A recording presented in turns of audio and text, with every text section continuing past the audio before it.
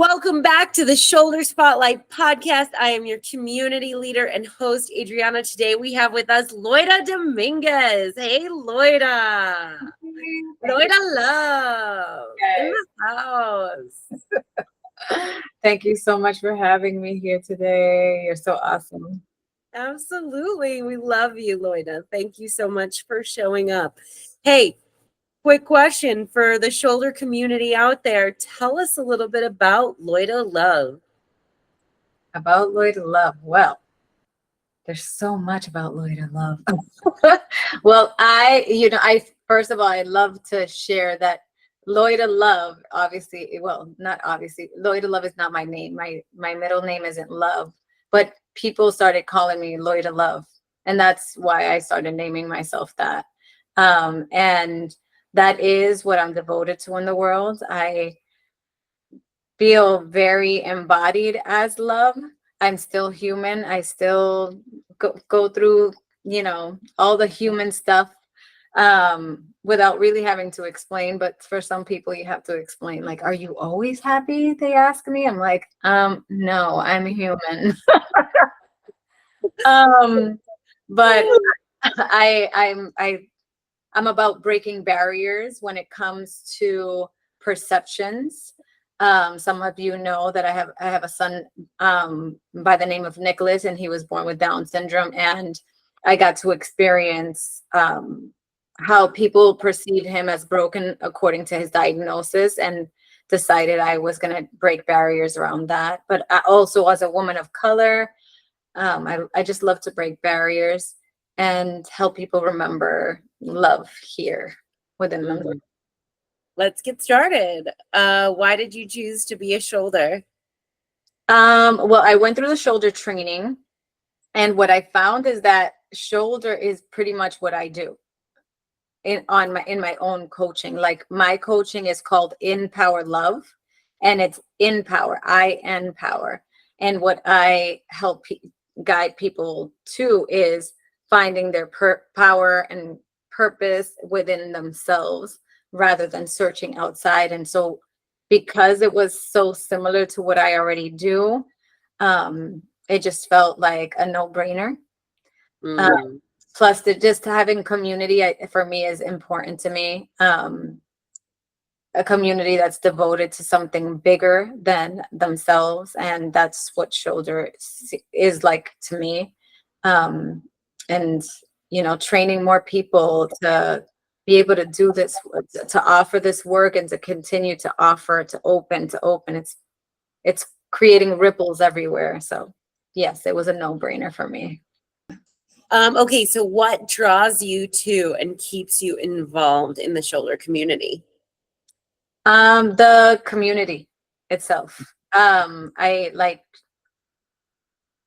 feel that one of the people two of the people I've connected most in the community is you and Mark. And I've felt held and loved, respected, and those are all important, because I've been part of many communities, and in a lot of communities I've felt the same, but some communities I haven't felt that way. I've felt not safe, and because I have contrast, I'm very mindful of what I will take in now when it comes to people and community. Yes. And I think we just, like Mark and I, we really do reach out to the community, because we love every single person that's joined this community. There is no person that I'm like, Mm-hmm. And that's kind of special.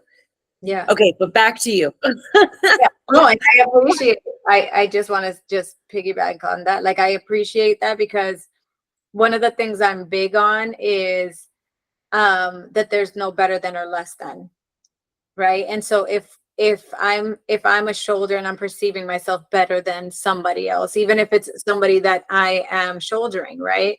A sharer, right? If I think I'm better than them, then I'm not really shouldering them. Mm-hmm.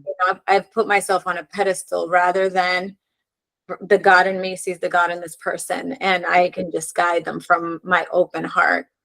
And so that's what I hear when you're saying that, like, there's not anybody that you're like, Yeah, and I think too, like I can see that aspect of you a lot in the shoulder hours, right? Like I see how you shine that light of equality and um like like you just said, the God in me sees the God in you. And that it just is an echo that vibrates out into the community, and it really is beautiful. What gifts do you believe you bring shoulder, like empathy, compassion, etc.? I mean, I think it's myself. I do my best to just be me. And I wasn't always how I am now. Like I am a completely different person than I was years ago. Like I tell people I smoked cigarettes before. I haven't smoked cigarettes in 20 years. I used to drink alcohol like every day. I haven't drank alcohol in like over 20 years. I mean, in over 10 years. And people get shocked now when they hear that I drank or that I smoke, because I'm just such a different person. Um, so I do my best to stay congruent and just be real. Like it's an effortless thing though. It's not like I'm trying, it's just, this is who I am, and I'm okay with crying. I'm okay with being angry. I'm okay with, if I mess up, like, it's okay. Like, it's all okay. What shoulder skills do you use in your personal and professional life? What shoulder skills do I use in my personal and, well, for me, one of the biggest things is holding space. Holding safe space is the biggest thing. Like, even bigger than making suggestions or sharing anything, is just letting people know that I've got them and that they're safe to be who they are, to share, to cry, to laugh, because that's a hard thing for, even to laugh is hard for some people. Yeah, I think that again is something that like echoes with you. Like you can kind of see how you just have this big generous heart. How has your life changed because of shoulder? That's a good question. Well, I feel like I get to serve more people, which is important to me. The having community, connecting. I've connected with Mark. Even he's shouldered me, and a few other people have shouldered me. You have shouldered me, and having that type of support also to work through my own stuff so that I can continue to be present for other people and pour into people, and is so important for me to feel like I have a safe space too. The way that I bloom is by being in a safe space, by being held by people that aren't judging me, that could hold space for me, that are being loving, right?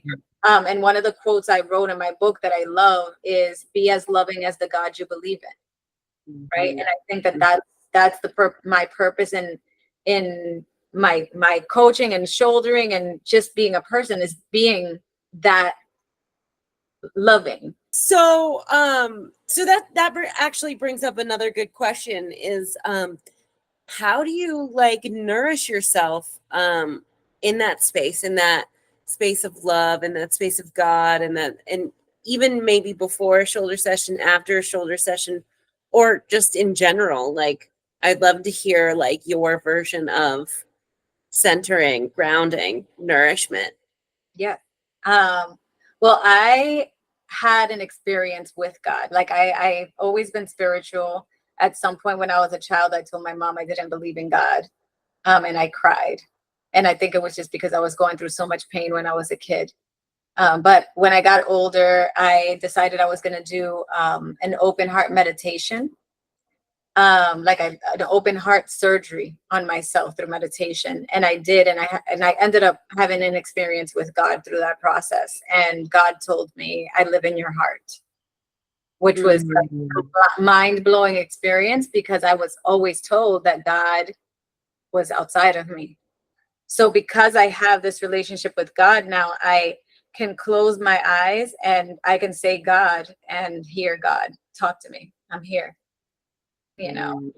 And so I put my hand on my heart and I listen. I also do what's called mirror love.